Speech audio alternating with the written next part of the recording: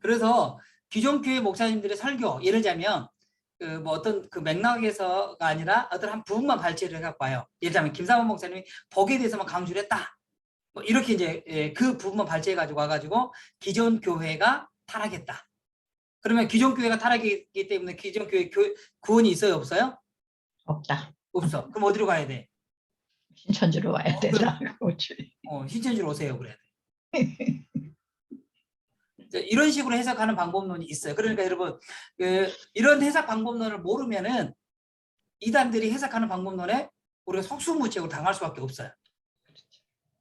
그리고 그 한 가지만 더 말씀드리자면 신천지나 이런 이단들이 하는 게 뭐냐면 항상 그 비유풀이라고 이야기를 하거든요. 그래서 성경 모두가 비유로 됐다라고 이야기를 해요. 네.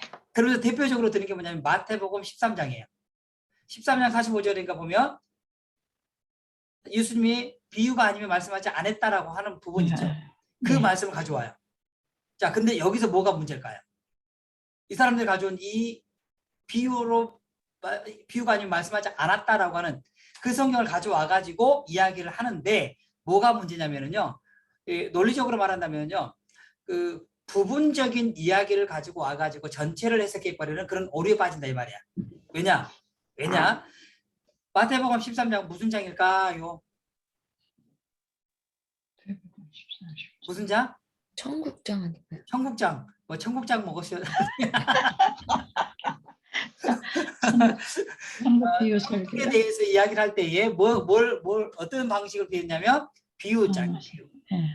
하나님의 나라에 대해서 비유를 하는데 그래서 이제 청국장이라는 것도 있지만 사실은 또 비유장이 설교. 비유장. 비유라고 말하는 거죠. 그런데 아까 말씀드렸던 비유가 아니면 말씀하지 않았다라고 하는 이 말씀은 성경 전체에 대한 결론이 아니라 그 13장에 대한 결론이다 이 말이야. 13장의 비유에 대해서 쭉 말씀하시면서 하나님의 나라는 이런 곳이야 이런 곳이야 라고 이야기를 해놓고 비유가 아니면 말씀하지 않았다라고 하는 것은 13장에 대한 결론인데 그걸 성경 전체로 확대해 갖고 보면 이것은 조금은 확대 오류의 문제가 생긴다. 확대 해석의 오류의 문제가 생긴다라고 이렇게 볼 수 있는 거죠.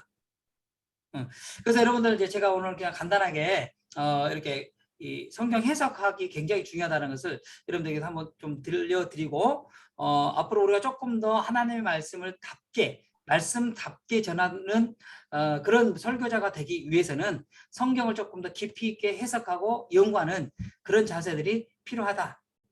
이걸 제가 지금 여러분들에게 간단하게 말씀을 드려봤습니다. 그리고 혹시 여러분들 제가 그 매주 그 설교 올려드리는데 여러분 혹시 읽거나 보셨나 모르겠어요. 읽었습니다. 읽어보셨어요? 네. 이제 포멀하게 이제 그것은 제가 좀 만들어서 계속해서 이제 목사님들이 제공해 드리고 있는데 거기에 여러분들 한번 보셔야 될 것이 뭐냐면 신학적 인사이트, 개관하고 신학적 인사이트 이런 부분들을 한번 좀 여러분들이 보시면 본문을 이렇게도 볼 수 있겠구나. 그러니까 중요한 게 설교에서도 그 신학적 인사이트를 찾아내는 것들이거든요. 그래서 한번 여러분들 그걸 좀 계속 리딩을 해보시면 여러분들에게도 좀 도움이 될 것 같고요.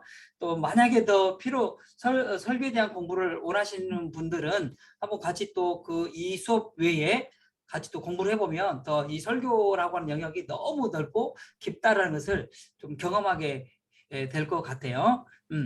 어쨌든 이제 그래서 그런 부분들 연구하는 단계들을 우리가 많이 좀 공부를 해야 된다. 이건 여러분들에게도 조금 더 도전적으로 말씀을 드려봅니다. 그래요. 그리고 나서 제가 오늘 보내신 것들을 봤는데 대체적으로 만족합니다. 이제 제가 거의 손을 안 봐드려도 될 정도로 잘 쓰셨어요. 일치월장입니다. 처음에는 여러분들 원고를 딱 봤을 때 와 막 정신없더니 지금은 그래도 이제 글의 흐름이 잘 맞아지고 있다. 이렇게 볼 수 있을 것 같아요. 그래서 이제 오늘 여러분들이 보내주신 것들을 간단하게 오늘은 제가 간단하게만 보면서 말씀을 좀 드려보도록 할게요. 자, 우리 변은경 전사님 거. 변은경 전사님. 자, 서론은 지난번에도 잘 해오셨던 것처럼 잘 쓰셨어요. 이 정도만 해도 좋은데 딱 한 가지만 제가 이제 좀 조언을 해드리자면, 자, 여기 제목이 뭐예요? 생명의 복음. 생명의 복음이잖아요. 그런데 여기까지는 잘 했는데 갑자기 여기서 오늘 예수님께서 하나님의 나라를 비유로 말씀하고 있다. 제목이 뭐예요? 하나 생명의 생명의 복음. 복음. 그러니까 생명복을 어떻게 나타내? 그가 하나님의 나라를 이야기를 하고 있는 건 맞지만 제목이 생명의 복음이기 때문에 여기서 이 생명의 복음에 대한 이야기를 써주시는 것이 좀 논리적인 흐름에 맞겠다. 어차피 생명의 복음이 하나님의 나라에 대한 이야기이긴 해요. 그렇지만 그래도 용어를 쓸 때 생명의 복음이라는 단어가 조금 더 잘 나와서 이 생명의 복음을 통해서 하나님의 나라를 이루어가는 그런 비유에 대해서 이야기를 하고 있습니다. 이런 식으로 조금만 덧붙여 주시면 굉장히 조금 더 깔끔해질 수 있겠다. 이렇게 네, 생각이 들고요. 자, 그래서 여기서 하나님 나라를 어떻게 나타낼 수 있을까요? 라고 이야기를 했잖아요. 그러니까 아까 같이 이제 여기가 만약에 이제 그 생명의 복음에 대해서 어떻게 말씀하고 있는지 나타낼 수 있는지 살펴보겠습니다. 그러면 생명의 복음은 여기가 이제 주어 자리가 첫째, 생명의 복음은 계자씨 하나로 나타낼 수 있습니다. 이렇게 이제 갈 수 있는 거죠. 네. 이해되셨죠? 그러니까 주제가 이렇게 바뀌어 버리게 되면 똑같은 말인 것 같긴 하지만 이제 이 단어의 의미상 이제 조금 이제 그 논리적인 이탈이 될 수 있다. 이걸 제가 좀 말씀드리고 싶어요.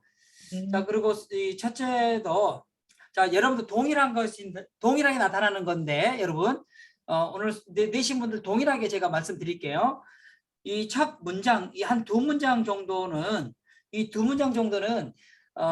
겨자씨에 대한 해석을 해주는 게 좋아요.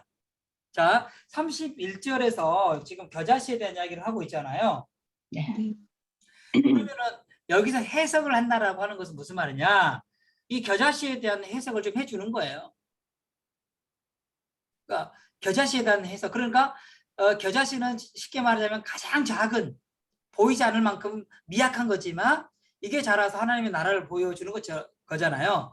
그러면 이 작다라는 개념이 결국은 이 생명의 복음의 생명을 가진 사람들이 헌신하고 섬기고 복음 사역을 감당했을 때 이런 맥락으로 흘러가는 것이 조금 더 좋겠다라고 하는 거죠. 그래서 예와 잘 들어왔어요. 마포 3년 목사님께서는 작고 가난한 나라, 희망이 없는 겨자씨 하늘과 같은 땅에 생명의 복음에 대한 확신만 붙잡고 온 것입니다. 이와 같이 생명의 복음은 겨자씨 하나를 위해 담대하게 도전할 수 있는 힘이 됩니다. 이런 식으로 예화도 잘 들어왔어요.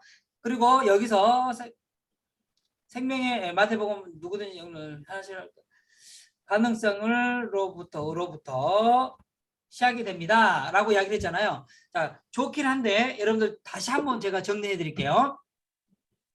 자, 해석. 여기서는 그냥 해석 적용이라기보다도요. 그냥 뭐 예화 혹은 그냥 적용이라고 표현할게요. 적용. 그리고 뭐냐면 소결론. 자, 잘 보세요. 그래서 여기서 하나님의 나라는 하나의 계자씨와 같다.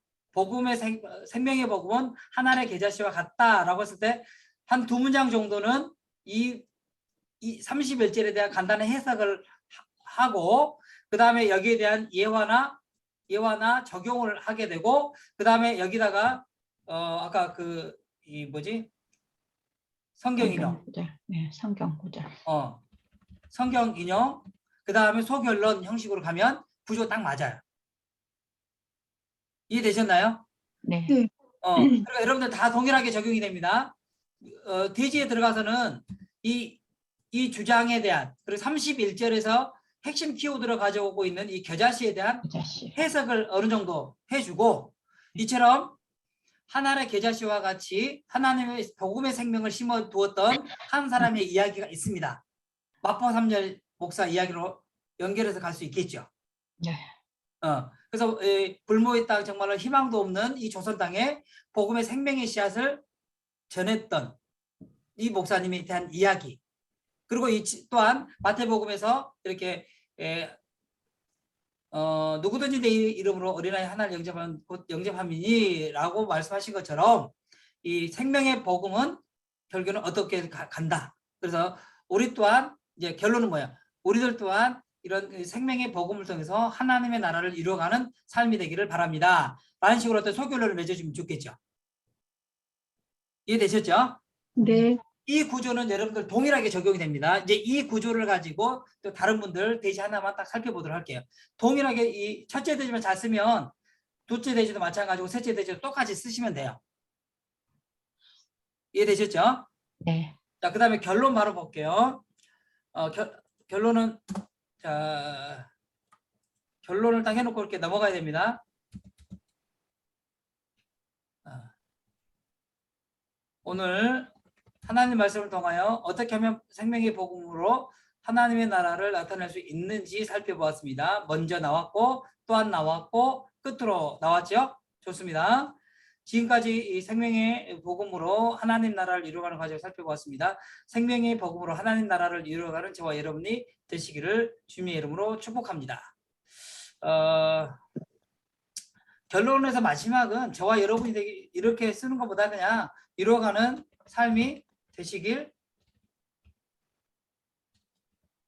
주님의 이름으로 축복. 바랍니다. 이런 정도만 끝내줘도 됩니다. 네. 예. 뭐 나는 꼭 이 말을 쓰고 싶다 그러면 쓰셔도 되는데 뭐 저와 여러분이 뭐 이렇게 쓸 필요는 없어요. 여기는 시험이니까. 네. 시험이니까 뭐 교회에서는 그렇게 하셔도 뭐 큰 뭐 문제는 없지만 여기는 시험이니까. 자 볼게요. 하나, 둘, 셋, 넷, 다섯, 여섯. 오케이, 좋습니다. 그래도 처음보다는 굉장히 많이 좋아졌어요. 이런 정도 구성만 하더라도 그래도 나쁘진 않습니다. 아까 이제 그 제가 말씀드렸던 내용상의 구조만 잘 잡아주시면 아까 여기서 자 대지를 딱 쓸 때 첫 해석, 그 다음에 예화나 또는 그 적용점, 그리고 성경 인용, 소결론 하게 되면 9줄은 충분히 나옵니다. 아셨죠? 오케이. 좋습니다. 질문 혹시 있나요, 변은경 조사님? 아니 근데 이게 왜 말씀이 이게 비유의 말씀이잖아요. 그러니까 비유의 말씀이잖아요. 그러니까 이게 소 제목을 이렇게 나름 정해서 이렇게 쓴 거거든요, 저는. 그런데 그 소 제목을 정하기가 비유기 때문에 좀 의역을 하는 부분에 있어서 조금 힘들었던 것 같아요. 그렇죠. 네. 그러니까 비유는 이제 사실은 이제 자 여러분 이야기 아까 잠깐 나왔으니까 비유는 뭐냐면요, 이 한 덩어리가 뭘 나타내고 있느냐 이거예요. 그러니까 비유라는 것은 뭐냐면 지금 이 겨자씨라고 하는 이야기를 통해서 하나님의 나라는 이와 같은 것이에요 라고 하는 거잖아요. 네. 그렇죠? 그런데 지금 주어진 본문이 뭐냐면 생명의 복음이란 말이에요. 그러니까 네. 결론은 뭐냐면 겨자씨가 결국에는 복음의 생명이다 이 말이에요. 네. 그렇죠? 그래서 복음 이 비유를 이렇게 이제 해석해내는 게 좀 어려울 수도 있지만 여러분들, 그래서 중요한 건 뭐냐면 비유에서 뭘 가지고 비유를 하냐 이 말이야. 자, 비유는 지금 뭐냐면 겨자씨를 가지고 뭐에 대한 비유예요? 하나님의 나라에 대한 비유를 한다 이 말이죠. 생명의 복음. 그리고 그 안에 이 겨자씨가 갖고 있는 특성이 뭐냐면 생명이잖아요. 생명. 네. 그 생명을 가지고 지금 제목이 나온 게 생명의 복음이라는 거죠. 복음은 곧 생명이다. 그럼 우리가 하나님의 나라를 이루어가는 사람에게 있어서 뭐가 있어야 돼요? 복음이 있어야 돼요. 복음. 복음은 다를 말하자면 생명이다 이 말이죠. 그래서 이제 사실은 여러분들이 좀 더 공부를 더 한다 그러면 아까 이제 해석학 잠깐 이야기했지만은 비유가 뭔지에 대해서도 사실 또 공부를 많이 하셔야 돼요. 오케이. 되셨죠? 그러면 다음으로 한번 또 볼게요. 다음 볼게요.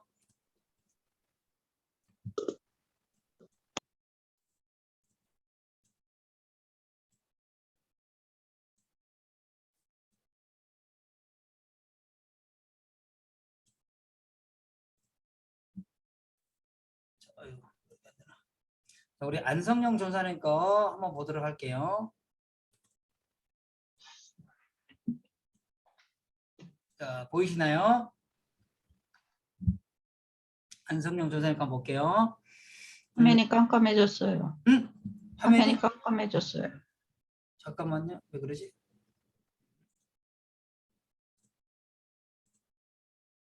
자, 보이시나요? 네. 네.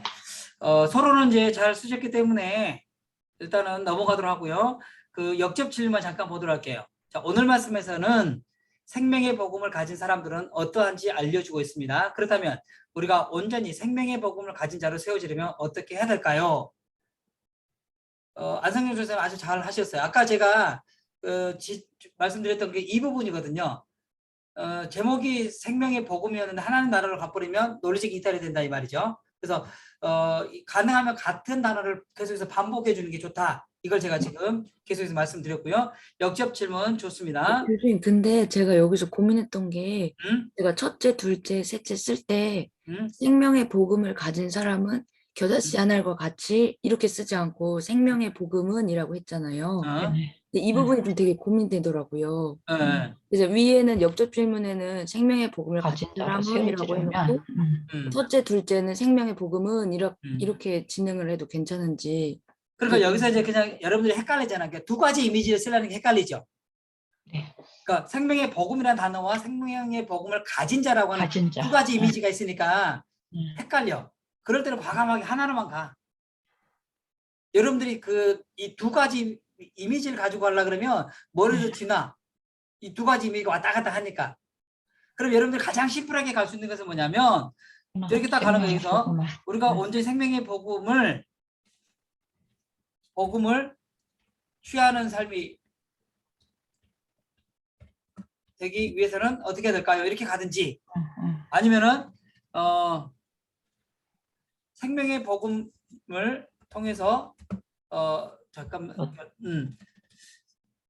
생명의 복음 여기서부터 고쳐볼게요. 그러면 오늘 말씀에서는 생명의 복음이 무엇인지에 대해서 교훈하고 있습니다. 네.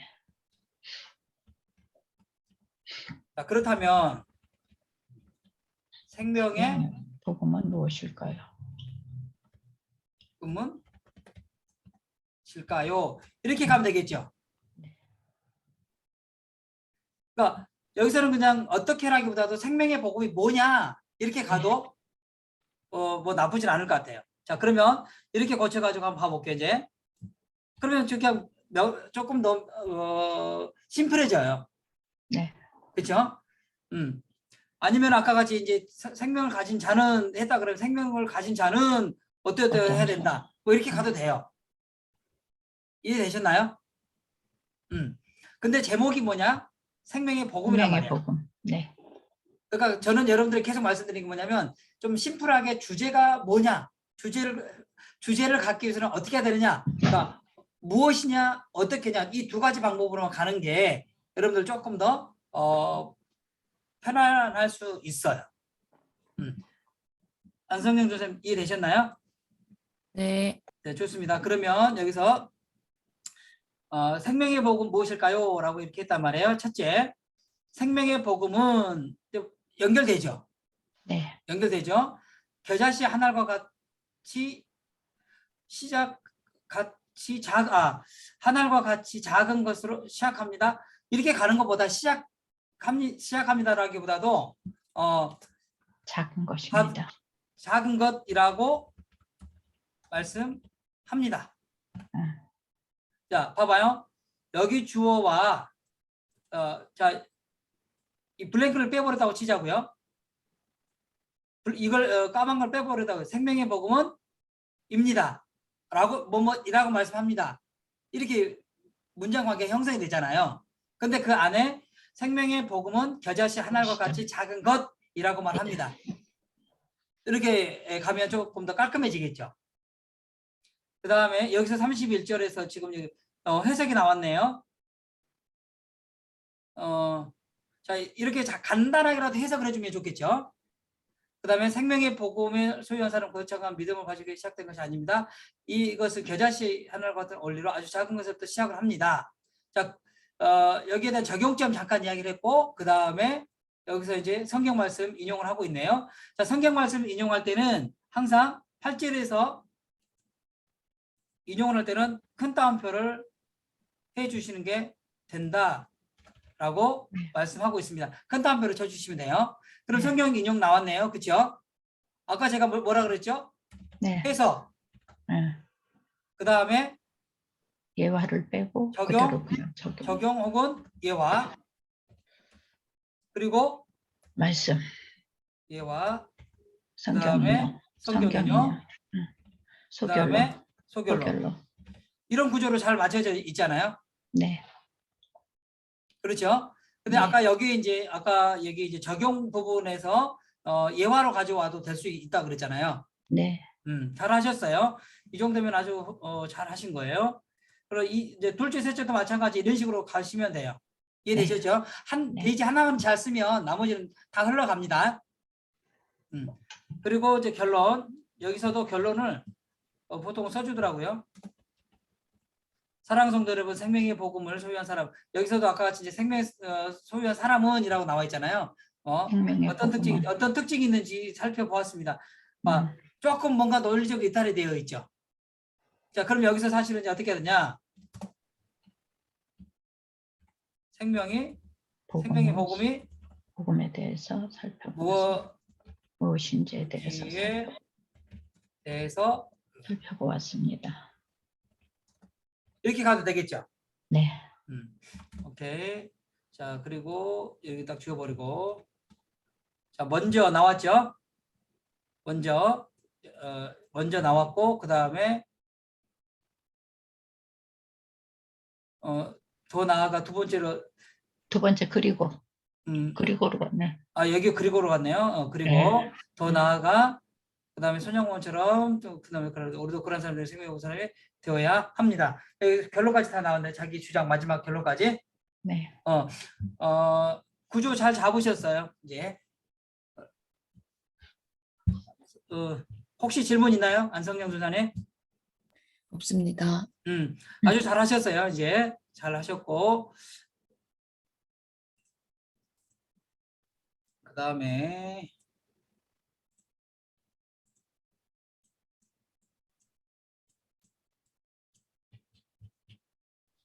오명숙 조사님 한번 볼게요.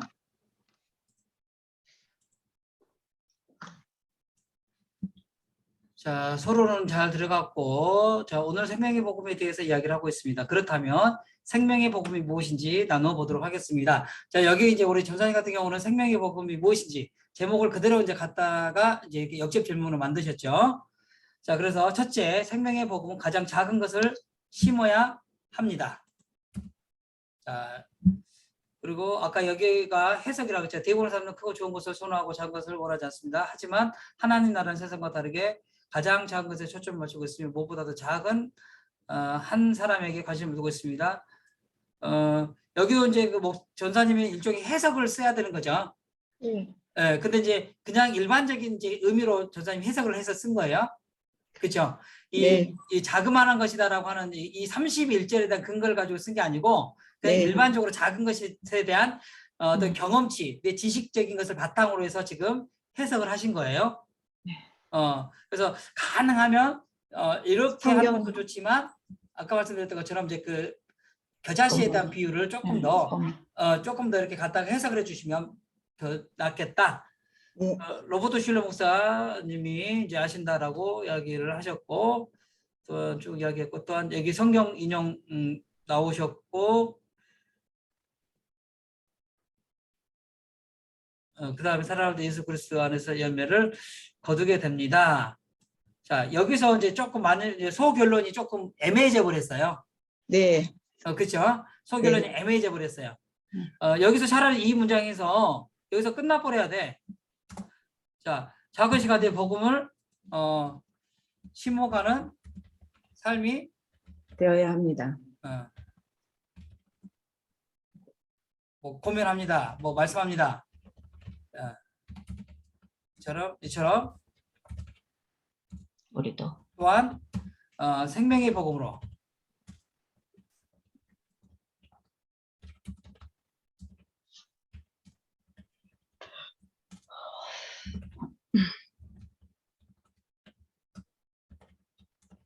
뭐 이런 식으로 그냥 간단하게 써도 되겠죠. 네. 조금 길어질 수 있으니까 이건 조금 더 나중에 글자 수는 좀 맞추고 보자고요. 예. 그래서 이렇게 이 요한복음 쭉 말씀과 같이 먼저 우리가 작으셔야 되는 몸신 삶이 되라고 고민하고 있습니다. 이처럼 우리 또한 생명의 복음으로 하나님 나라를 이루어가는 삶이 되시길 바랍니다. 이런 식으로 해주면은 이제 소결론이 딱 여기서 나와주죠. 마지막 한 네. 문장. 이해되셨죠? 네. 잘 하셨어요. 잘 하셨고, 다시 한번 여기, 해석 부분에서 가능하면 말씀 자체에 대한 해석을 해주시면 되고, 그 다음에 적용이나 혹시 예화를 통해서 이렇게 해주셨고, 그 다음에 성경 인용 잘 해주셨고, 그렇게 서결론 이렇게 맺어주시면, 오케이. 됐죠? 네. 오명수 전사 혹시 질문? 아니요, 없습니다. 자, 그리고 결론 써볼게요. 자, 오늘 말씀을 통하여 생명의 복음이 무엇인지 나누어 보았습니다. 하나님의 은혜로 값없이 받은 구속의 선물 속에는 예수 그리스도를 통하여 허락된 생명이 있습니다. 전에 좀 전에 소개하였던 주지밀러 목사님이 가장 소외된 사람들을 섬기고 많은 사람들에게 생명의 복음을 전하기 위한 사역을 했듯이 우리도 생명을 또한 오케이 좋습니다. 그리고 이러한 삶이 모두 이러한 삶을 살아가시기를 기도합니다.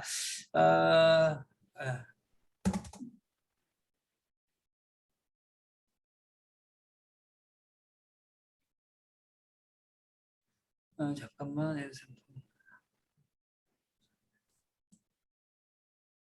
여기서 봐봐요. 전사님 하나만 제가 다 동일하게 잘 들으세요. 여기 결론 여기 더 나아가 생명의 복을 받아 자랐다면 이제는 섬기는 사람으로 많은 사람들이 자 여기서 전사님 말이 좀 길어졌잖아요. 네. 여기서 길어졌잖아요. 자 더 나아가 이것을 그대로 갖다 쓰면 돼요. 더 나아가 오늘 말씀은 뭐 예를 들자면 이는 삶이 되어야 한다고 말씀합니다. 이런 식으로 딱 일단은 이 부분을 네. 정리를 딱 해주면 길지 않겠죠. 여기 교수님 그런 결론 9줄 뭐 8줄 안 맞춰도 되는 거예요? 아니 그 숫자는 맞춰주는데 예. 결론은 항상 말씀드렸지만 그 대지 예. 1, 2, 3. 3을 제요약이에요. 제요약. 예. 그러니까 제요약이에요. 네. 그러니까 다른 말을 막 더 붙이려고 하면은 살이 붙여가지고 헷갈려져. 그러니까 차라리 그것을 다시 제요약을 하는 것이 가장 깔끔해요. 네. 그래서 아까 같이 여기 이게 한 줄. 네. 그 다음에 첫째가 한 두 줄. 네. 둘째가 한 두 줄. 셋째가 네. 한 두 줄. 그리고 마지막 이 결론. 자기 네. 주장. 네. 그래서 여기서 한다고 말씀하십니다. 이처럼 우리 또한 생명의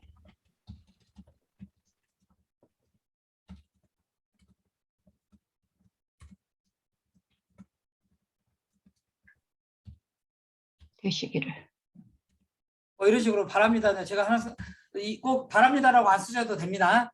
네. 근데 이렇게 이제 써주면은 8줄 9줄이 딱 나오죠.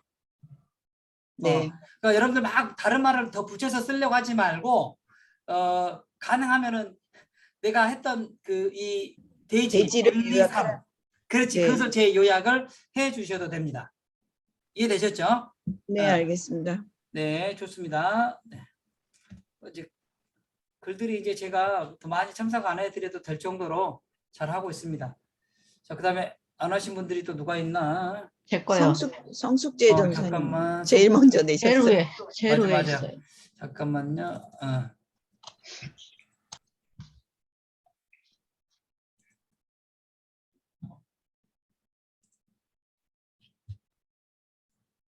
잠깐만.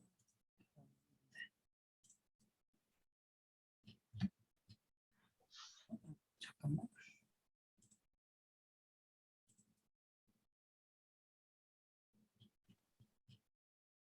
네.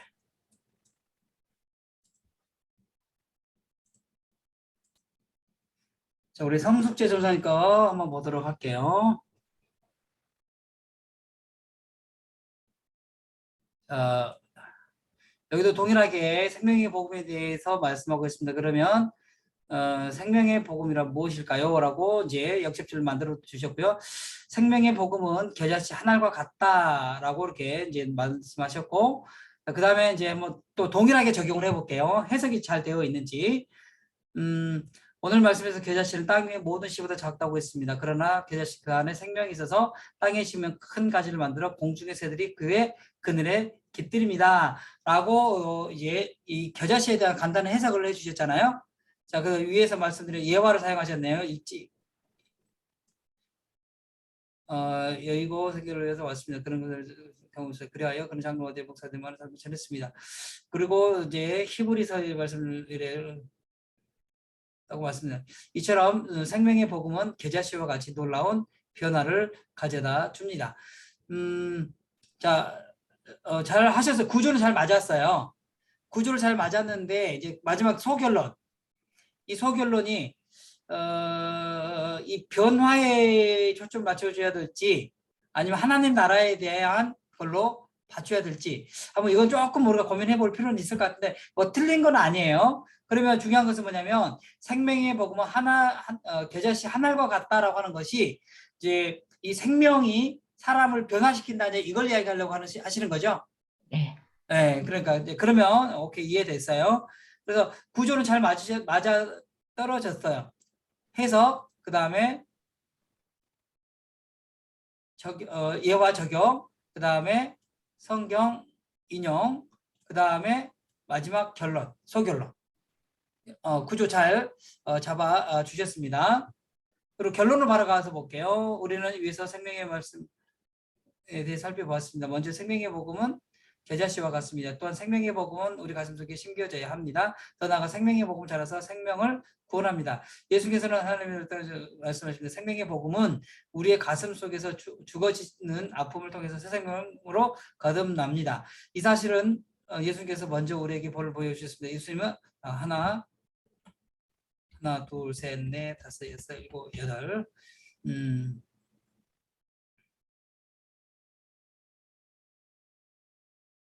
오케이. 이게 조금 이제 다시 설명하는 듯한 느낌이 들어서 길어질 수 있을까 싶어가지고 제가 줄수를 좀 세봤거든요. 그런데 예, 마지막 결론, 소결론, 마지막 주장까지 잘 이제 기록이 됐습니다. 이런 식으로만 글을 써 주셔도 여러분들이 이제 이 설교문 나름대로 그 흐름은 나쁘지 않습니다. 그런데 중요한 건 이제 한 가지 여러분들에게 질문을 드릴게요. 이것을 기록한, 이거 작성한 시간이 얼마나 걸리셨어요? 이건 이제 중요한 게 이제 시간을 한번 따져봐야 돼. 뭐 이거 그렇죠. 쓰는데 뭐 5시간, 6시간 걸리면은 이거 안 되는 아니, 거야, 이게. 그렇게는 안 걸렸지만은 그래도 뭐 3, 40분에 쓸 수 있지는 못했죠. 한 2시간? 2시간. 2시간이면은 이제 만약에 시험을 봤다고 한다 그러면 절반도 못 쓰고 나오는 거야, 이제. 그렇죠. 이제 그렇죠. 그러니까 여러분들이 이제는 뭘 하셔야 되냐면 자꾸 써보. 시간 안에 쓰는 연습을 해야 돼. 그러니까 여러분들이 이제 뭘 하냐면은 시간을 딱 정해놓고 초시계를 정해놓고 시작하고 이제 시간 안에 써보는 연습을 하셔야 돼요. 그러면은 이제 내가 이 시간 안에 몇 분 정도 걸린다. 몇 분이 오버가 되고 있다. 그러면 어떤 부분을 내가 좀 더 줄여야 될까? 이걸 여러분들이 이제 가늠하면서 이제 써 보셔야 돼요. 그래서 나중에 기회가 되면 지금 혹시 여러분들 같이 모여서 공부하시나요? 아니요. 아직은 안 하시죠. 그래서 조만간에 같이 모여가지고 이제 시험지에다가 직접 써보셔야 돼. 이제 그렇죠? 시험지 쓰는 것 좀 말씀해 주셔요. 그것은 이제 우리가 나중에 기회가 되면 한번 만나서 볼게요. 네. 네, 만나가지고 아니면 이제 여러분들 선배님들한테 용지랑 다 있을 거예요. 그걸 제가 다 드리라고 하고 여러분들에게 이제 그 방법을 다 좀 안내라고 이렇게 말씀을 드리든지 두 가지 방법을 택해서 한번 해볼게요. 그래서 이제 설교하고 논술은 만나서 써보자 해가지고 시작하고 진짜 시험지 보는 것처럼 써봐야 되죠. 그런데 교수님, 네. 그 시험지에 앞에 부분을 좀 띄워야 된다, 뒤에 부분을 좀 띄워야 된다 이런 소리도 있던데 그렇게 해야 되는 거예요? 그러니까 이제 오늘 제가 이제 지금까지는 쓰는 연습을 하는 거였고 그래서 이제 네. 그 직접 손으로 쓴 게 아니고 인터넷 이걸로 썼잖아요. 이게 글의 흐름 내용을 어떻게 갈 거냐 네, 이걸 네. 지금까지는 봤고 그 다음에는 이제 그 시험지에다가 직접 써보는 거야. 컴퓨터가 아니라. 네. 예, 그걸 이제 좀 더 실전적으로 해봐야 되거든요. 그래서 이제 시험지도 사실은 저도 지금 시험지를 갖고 있는 게 없어요. 그러니까 이제 여러 선배님들한테 물어봐가지고 제가 한번 물어볼게요. 또 그 시험지를 지난번에 쓰고 남은 게 있는지. 그러면 그걸 가지고 여러분들이 이제 쓰는 연습을 해 보셔야 된다 이거죠. 되셨죠? 오늘 우리 남성 동지들은 뭐 하시는 동지들이십니까? 뭐 연애 좀 사업 급하게 하시더라고. 썼는데 올려도 될까요? 지금? 아니요, 아까 거의 조금 수업 바로 전에 조금 너무 급하게 써서. 급하게 쓰면은 잘 안 나올 텐데 한번 일단 올려볼까? 네, 잠시만요. 이 남성 동지들이 열심히 하지. 어쨌든 여러분들이 지금 만약에 숙제를 안 하셨다 할지라도 이렇게 쓰는구나 이제 일단 감을 잡으시고요. 이건 설교하고 논술은 안 써보면 절대 내게 안 됩니다. 네. 안 써보면 절대 내게 안 돼. 자, 그리고 다음번에는 이따 우리 조선생님 올리는 동안에 이제 다음 주에는 우리 논술 들어가도록 할까요? 네. 논술 들어가도록 하고 그래도 여러분들이 시간이 나면 제가 그 성경을 드릴 테니까 한 주 여러분들도 설교문을 써 보셔야 되겠죠? 네. 그래도 계속 써 보셔야 돼. 먼저 숙제 먼저 드릴게요. 그러면 네. 잠깐만.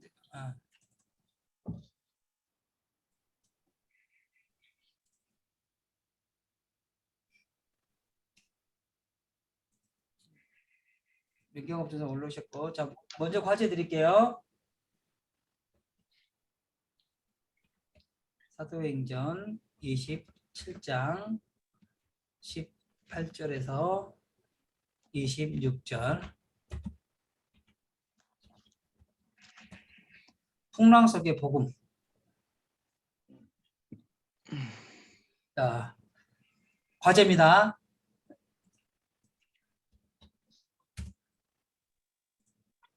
자, 과제 사도행전 27장 18절에서부터 26절 풍랑석의 복음이라는 제목으로 여러분 설교문을 써보시고요. 시간을 좀 많이 체크하면서 단축시키는 연습 여러분들이 한번 해보시면 좋을 것 같습니다.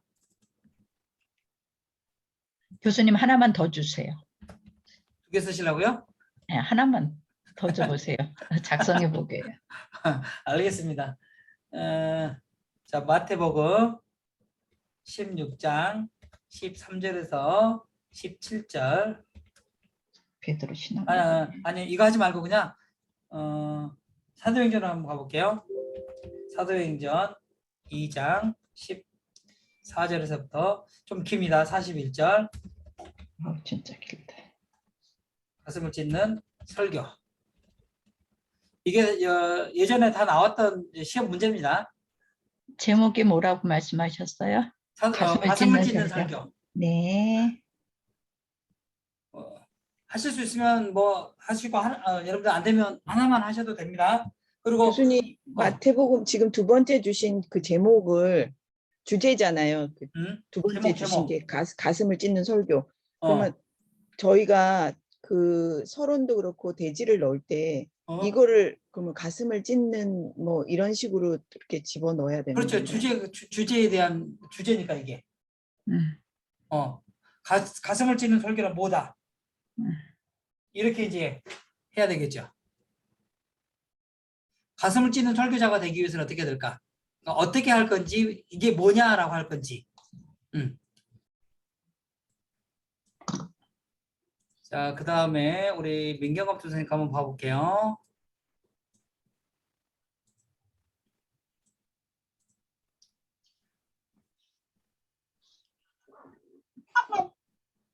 하나, 둘, 셋, 넷, 다, 열, 일곱, 여덟, 아홉, 열.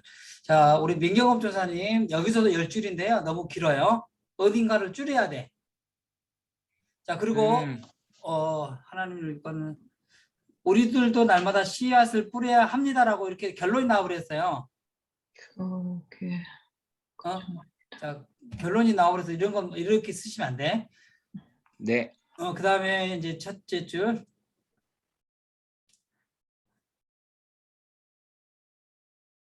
자, 여기서 항상 구조를 조사님 다시 한번 설명을 할게요. 주장이 있잖아요. 앞에 게 주장이잖아요. 이유, 근거. 그 다음에 예를 들면 이렇게 가야 되겠죠. 그래서 여기 앞에가 주장이란 말이에요. 주장이고 그 다음에 그 이유. 교회의 역사는 하나님의 부르심에 자 벌써 논리가 틀려져 버렸어요. 하나님의 부르심에 순종하며 네. 하나님의 씨앗을 이렇게 쓰지 마. 그냥 이렇게 빼버려야 돼. 하나님의 씨앗을 뿌리며 살아갔던 사람들에서 이루어진 역사라고 할 수 있습니다. 사족을 다 알지만 사족. 여러분 사족이 뭔지 알죠? 네. 뱀의 다리가 없는데 괜히 뱀의 다리를 그리다가 피하는 거예요. 그러니까 사족을 다 알지만 그냥 문장을 너무 수식을 많이 하다가 보면 논리에서 이탈될 수 있는 확률이 좀 높아요. 그러니까 깔끔하게. 자, 여기서 생명의 복음이잖아요. 더 근본적으로 쓴다고 한다 그러면요. 교회의 역사는 이렇게 쓸 수 있죠.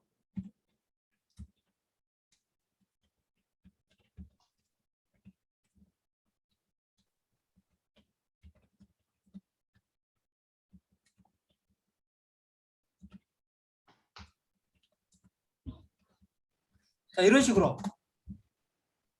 그러니까 주장은 뭐냐면 막 옆에 설명하지 말고 이것은 이것입니다라고 하는 게 가장 깔끔해요. 그리고 나서 그 이유는 복음의 생명은 뭐라고 할까 이렇게 퍼져나가는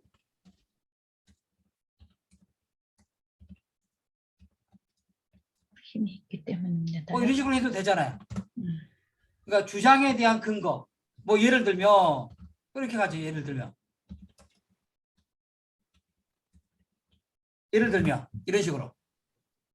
그러니까 여러분들이 지금 이제 이렇게 글을 쓰는 이유가 뭐냐면은요. 여러분들이 그만큼 근거에 대해서 제시하려고 하지 않았기 때문에 그래요. 이게 습관이 되어 있어. 근데 여러분들 습관을 좀 바꾸려고 하는 게 뭐냐면 계속해서 제가 좀 따갑게 이야기하는 게 뭐냐면 주장, 이유, 그 다음에 예를 들면 따라서 여러분들 이 구조로 이야기를 꼭 하셔야 됩니다. 그래서 전사님 잘 하셨고 그런데 이렇게 좀 바꿔주시면 조금 더 좋겠다. 그래서 언더우드 선교사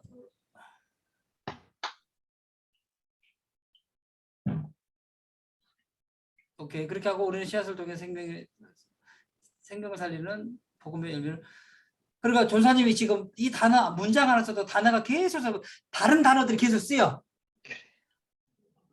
그러니까 제가 지금 여러분들에게 계속해서 뭐랄까 단어가 반복이 될 때는요 의미를 확장할 때 쓰면 돼요. 의미를 확장할 때. 근데 여기서는 이 한 문장 안에서 단어가 계속해서 반복이 돼버리면 헷갈려. 가능하면 이 제시된 이 제목 이것을 반복해서 쓰라 이 말이야. 나중에 제가 뭐 여러분들하고 또 설교할 기회가 생기면은 그 언어의 확장에 대한 이야기를 하긴 할 건데요. 지금은 여러분들이 오히려 그게 아니라 담백하게 쓰는 연습을 해야 돼. 글을 담백하게. 하여튼 전사님도 지금 여기서도 우리가 뿌리는 씨앗을 통해서 생명을 살리는 복음의 열매를 맺기 말이 굉장히 헷갈려. 저도 딱 안 들어와. 자, 작은 씨앗을 통해서 많은 사람들이 하나님을 믿고 하나님 사람 그러니까 계속해서 전사님의 글을 설명하고 수식하고 또 수식하고 이렇게 지금 글이 지금 되어 있거든요. 문장을 잘라내는 연습부터 해야 될 것 같아요. 만나는 사람들에게 복음을 전했습니다. 그렇게 작은 씨앗들이 여기서 마찬가지죠. 그리고 하지 마. 전사님은 의도적으로 지게 띄웠습니다. 이 작은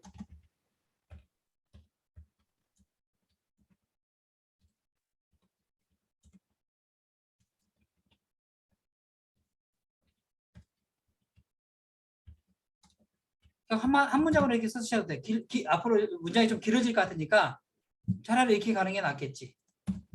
짧게, 짧고 담백하게.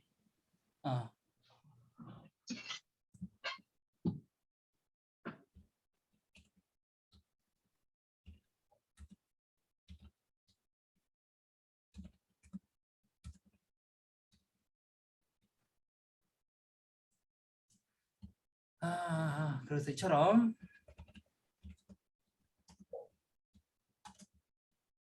말씀을.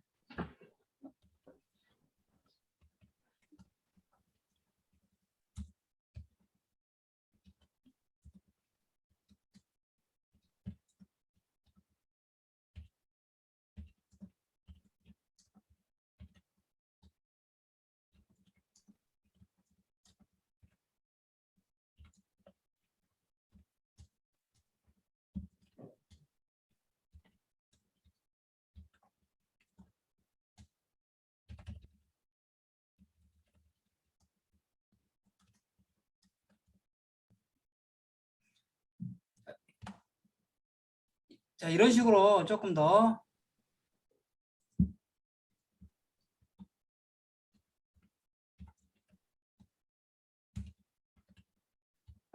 자, 우리 민경업 조사님은 잘 들으셔야 돼요.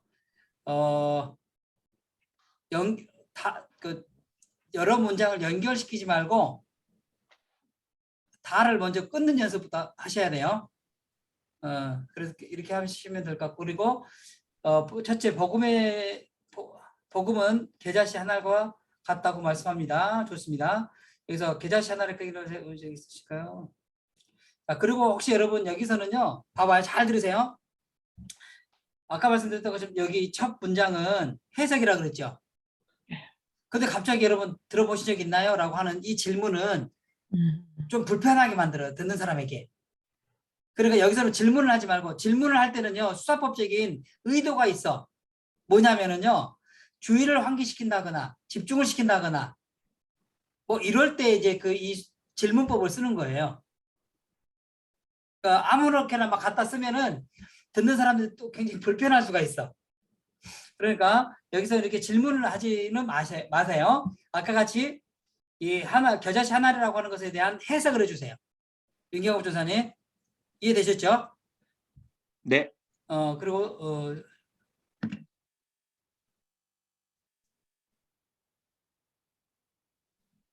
자, 여기서도 계속 해석이 계속 이어지고 있잖아요. 그렇게 하지 말라고 그랬죠. 한 두 문장만 쓰고 예를 들면 적용을 넣으라 그랬죠. 그리고 성경 인용이 없어요. 여기도 봐봐, 또 질문이 또 나오잖아요. 이렇게 작은 복음 신경 써서 과연 어떻게 맺을 수 있을까? 질문이 계속 되고 있어요, 전사님. 그렇죠? 이거 이렇게 질문을 하지 마시고요. 그냥 끊는 문장으로 쓰세요. 여기서 봐봐, 하지만 왜 나왔대 여기서? 하지만 하나님께서는 계자시를 통해서 열매를 맺게 하십니다. 그리고 여기서 뭔가 지금 역접 부사가 나왔는데 여기서 그렇게 나가면 안 돼요. 그래 지금 뭔가 조금 막 헷갈려. 자, 민경업 조사님 다시 한번 말씀드립니다. 해석이 들어가야 돼요. 해석 더하기 뭐다고요? 적용 또는 예화 들어가야 되고요. 그 다음에 성경 인용. 그 다음에 소결론. 이런 구조로 글을 쓰셔야 돼요. 민경훈 조사님 혹시 질문? 없습니다. 뭐가 안 되는지 질문을 하셔야 돼요. 자, 민경업 조사님, 이 대지를 쓸 때 한두 문장 정도는 해석, 이 주제에 대한 대지에 대한 해석 이해되셨죠? 그리고 이 겨자씨가 작다라고 하는 것에 대한 적용이나 또는 예화는 앞에 여기서 가져와도 된다 그랬죠? 위에 이 서론에 썼던 예화. 그리고 성경 인용이 없죠, 지금. 성경 인용 없죠? 감점입니다. 그리고 나서 소결론이 잘 나와야 돼요. 교수님, 소결론은 그 각 첫째, 둘째, 셋째 그 각 할 때마다 넣는 건가요? 넣어주시는 게 좋아요.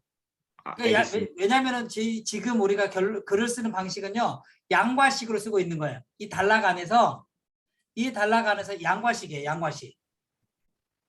지난번에 양괄식 설명해 드렸잖아요. 네. 주장, 예를 들면 뭐 그렇게 따라서 결론, 소결론. 그래서 여기도 마찬가지로 해석은 이 대지에 대한 해석인 거고, 적용이라는 것은 이 해석에 대한 적용인 거고, 이와는 그렇게 살았던 사람의 이야기, 그리고 또 성경에 대한 인용, 그리고 서결론. 그래서 이 단락에서 뭘 말하고 있느냐? 복음은 겨자씨 한 알과 같아서 어떻게 됐다? 생명의 복음은 겨자씨 한 알과 같아서 한 알과 같이 이 생명을 품는 자들을 통해서 하나님의 나라가 이루어진다. 뭐 이런 결론을 맺어줘야 되겠죠. 자, 민경 조사님 이 구조로 꼭 글을 써주시면 훨씬 더 매끄러워질 것 같아요. 오케이. 민경 조사 질문 없으신가요? 네, 그걸 맞춰서 한번 해보겠습니다. 네네, 그렇게 한번 하셔가지고 다시 한번 맞춰보시고요. 자, 다음 주는 저희들이 이제 논술로 한번 들어가도 될까요? 네. 네, 논술로 들어갈까요? 네. 네.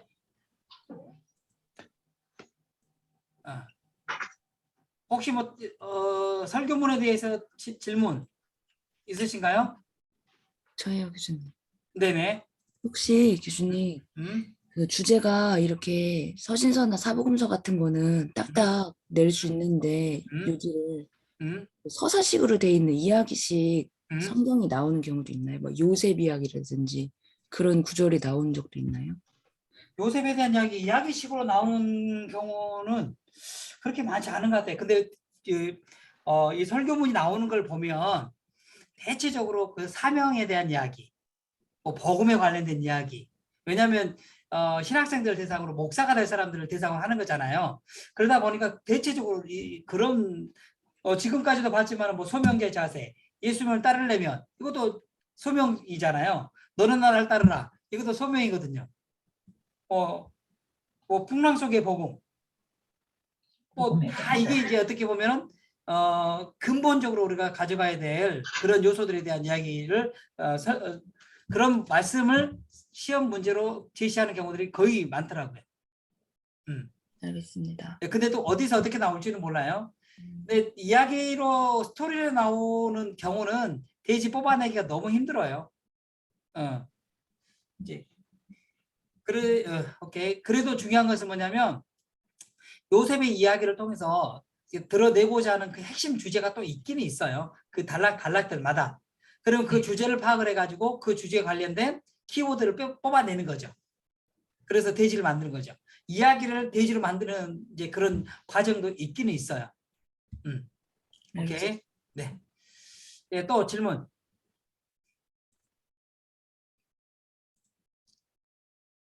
어떻게 좀 도움이 좀 되시나요? 네. 네. 그래도 이제 아까도 말씀 계속 드렸지만 처음 제가 여러분들 설교문을 봤을 때하고 지금하고 느낌은 많이 달라졌어요. 아마 여러분들이 이제 이런 훈련들을 계속 하시다가 보면 교회에서도 장년 설교를 할 때 굉장히 많이 도움이 될 거라고 저는 생각이 들거든요. 그래서 이런 그 깔끔한 어떤 문장 형식으로 설교를 하게 되면 그래도 좀 세련된 문장을 구사할 수 있어요. 여기에 대해서 이제 표현이나 언어나 이런 것들을 좀 더 넣어서 쓰면 더 좋겠죠. 그래서 혹시나 여러분들 가능하면 뭐 강요하는 건 아니고요. 다음 주부터서는 오전에 수사법적 글쓰기, 수사법적인 설교 작성법이라는 것에 대해서 수업을 또 이제 열 계획이거든요. 그래서 또 관심 있으신 분들은 한번 또 도전해 보셔도 좋을 듯 싶습니다. 네, 혹시 질문 없으신가요? 유튜브로 좀 올려달라고 하는데 가능하실까요, 교수님? 네네, 내일 안 잊어먹어야 되는데 내가 저장을 해놓고 꼭 못 올려. 그런 경향이 있으니까 만약에 안 올려지잖아요. 그럼 저한테 문자를 좀 주세요. 일정이 바빠가지고 깜빡하는 경우가 있거든요. 그럼 제가 꼭 챙기도록 그렇게 할게요. 네. 자, 그래 오늘 숙제 안 해보신 분들은 이제 회개하시고 다음 주에는 더 건강한 모습으로 뵙도록 그렇게 하겠습니다. 네, 네, 감사합니다. 수고하셨습니다. 감사합니다. 감사합니다.